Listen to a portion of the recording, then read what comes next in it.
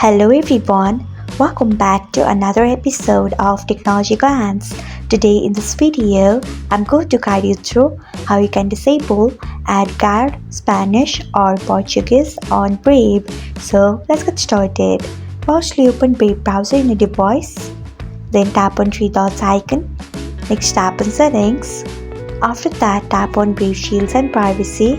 Then scroll until you find content filtering. Next tap on it. After that, scroll until you find AdGuard Spanish or Portuguese. Then turn off it by tapping on it.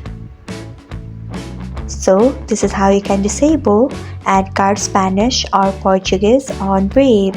Thanks for watching. If you found this guide helpful, we would love it if you hit the thumbs up button below.